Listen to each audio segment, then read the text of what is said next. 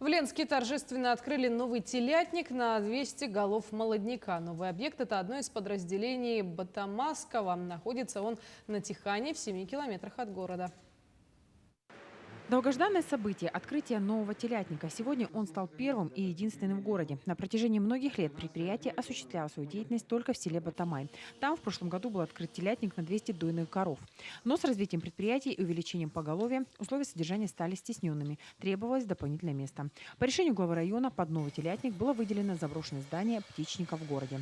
На реконструкцию помещения было затрачено 12 миллионов рублей. Все средства из бюджета самого предприятия. За неполных 2 месяца мы смогли здесь провести колоссальную работу. Этот коровник полностью механизирован, установили отопление, навозоудаление механизировано, автоматизированное поение. Также соседство с пашней подразумевает то, что мы навоз будем вывозить на пашни, удобрять наши пашни. То есть здесь мы в будущем планируем создать полноценное тиханское отделение, которое будет специализироваться на производстве мяса. Первые обитатели телятника переедут сюда уже через пару недель. Уже набран коллектив, который будет заниматься откормкой молодняка. И, конечно, радостно то, что мы сюда переезжаем, то, что не будем скучно там стоять. И есть отдельное уже разделение, то, что вот мясная отрасль и молочная. Вот, в принципе, работы ждет много. Ну, надеюсь, все справимся. Здесь, на птичнике, как уже стало понятно, вся работа предприятия будет направлена на производство мяса. Сегодня на его территории заканчивается строительство убойного цеха.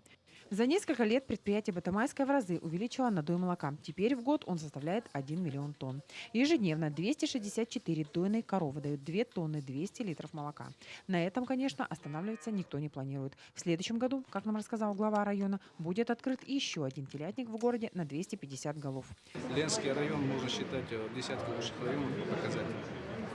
И на сегодняшний день концепция Западной Якутии она утверждена, и мы считаем, что флагманом данной работы Ленский район однозначно только Ленин. Сегодня предприятие оставляет на прежнем уровне и цены на свою продукцию. Она в разы дешевле привозной. Несмотря на это, Батамайская расширяет объем производства и увеличивает список наименований выпускаемой продукции. Светлана Болева, Александр Ильчук, Ленск.